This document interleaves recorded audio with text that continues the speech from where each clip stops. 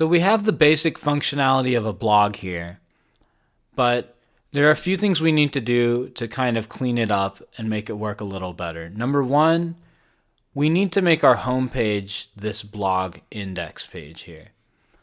But right now, when we go to our homepage, it's obviously this Ruby on Rails default page. So we'll fix that so that we don't have to keep typing /post.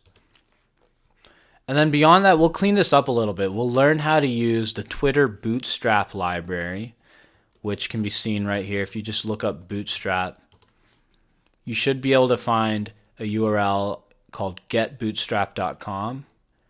And this is where you can kind of read about Twitter's Bootstrap library. It's just a set of HTML, CSS, and some other code that makes our lives a lot easier when we're trying to make websites look nice and clean. So we're going to do that. We're just going to learn a little bit about HTML and CSS and how it fits into the Ruby on Rails framework by incorporating Bootstrap. So let's go ahead and get started. First, let's fix our home page. So the way we can do that is we can go over to our Rails application directory here under blog and look for a folder called config. And then in there we want to find this file called routes. So I'm going to click that and it opens up here in our text editor. And what I'm going to do is just add a line here. And I'm going to write root and then quotation marks, and I'm going to say posts $index. Okay, and we'll explain what that means later, but this now changes our actual home page to be our blog index page. So if I save that, again on a Mac you can do Command S or just click this and then go over here to our blog. And now if I remove this from the URL and we just try to go straight to our home page, if I hit enter, you'll see that we are now at our blog page. And if this isn't working for you, just make sure that your server is running. See, I have my server running here. So if it's not, make sure that you do the bundle exec Rails server command and make sure it's running in a tab. So now that we have this homepage working, what we're going to do is just look at how we can kind of clean it up a little bit. So what we're going to do is go over here to this Bootstrap website and look at how we can kind of get started with it. So one thing we can do is just add it in really nice and quickly. So I'm going to copy this link here where it says Bootstrap CDN. I'm just going to copy this first one. And then on a Mac I can do Command C. On a computer obviously you can do Control C to copy.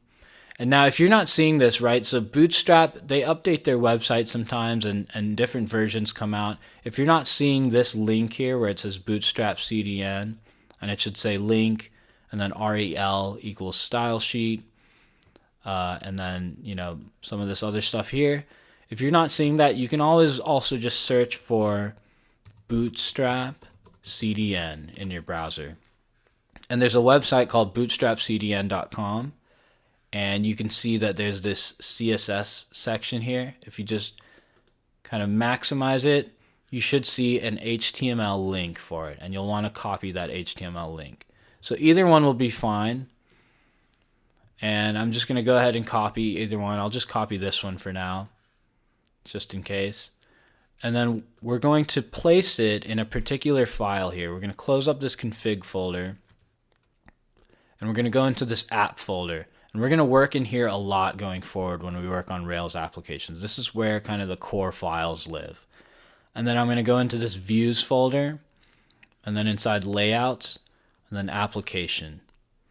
Okay, and then what I'm going to do is just right under this title opening and closing tag here, I'm going to hit enter and paste it in right there.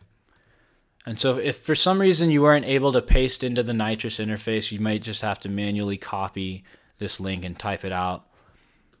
But as long as you have something that looks like this, you should be okay. So I'm going to go ahead and save this.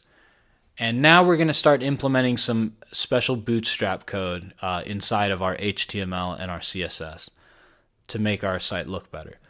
So the first thing we want to do is wrap this little piece of code here inside what we call a division tag in HTML.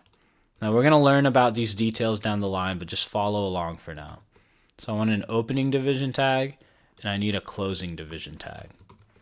And now HTML has a certain way of indenting things. When you nest thing inside your opening and closing tags, you need to tab them over. So I'm going to click here and hit tab twice.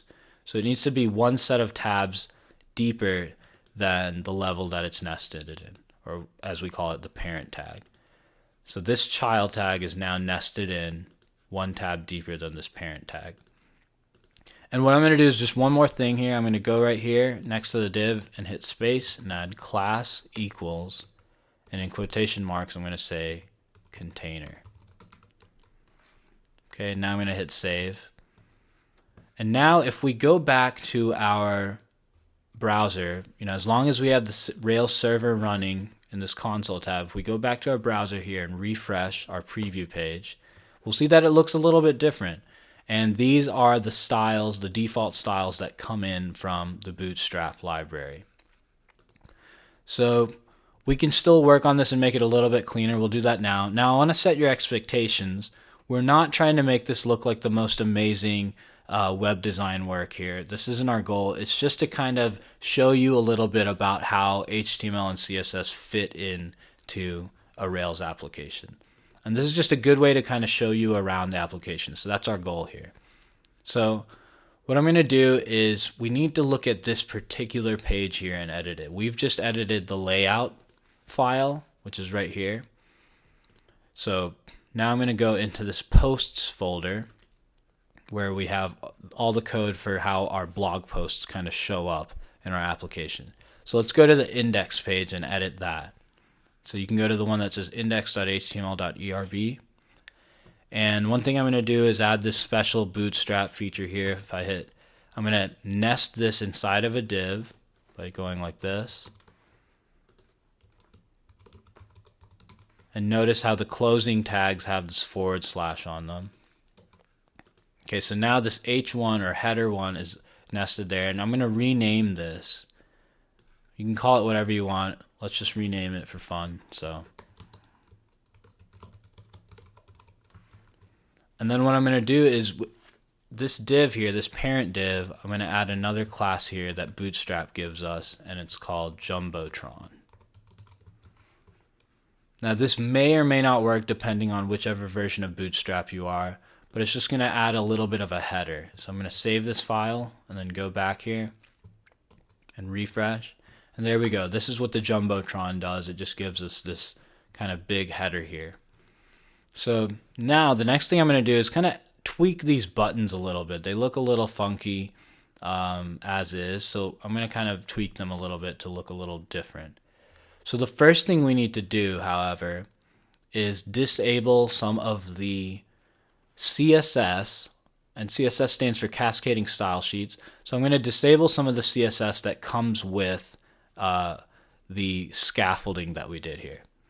So I can do that by going to assets under my app folder and then going to style sheets and then scaffolds. Okay, so this file was generated when we ran this scaffold command down below. So I'm just going to disable all of this for now. We may reuse some of it, but let's just see what it looks like without any of this. And the way we can do that is you can select all of it. On a Mac, you can do Command A, and I believe you should be able to do Control A on a PC. And then on a Mac, we're going to hit Command and / simultaneously. So Command / will comment it out. On a PC, you need to do Control /. Now, if for some reason that didn't work, what we did here was just comment out all of this code. Now, if it didn't work, you can always just, I'm going to undo it really quick to show you. So Command Z on a Mac will undo what we just did. You should be able to do Control Z to undo as well. If for some reason that didn't work, you can always just go over here and do /*, and then down below add another asterisk and /.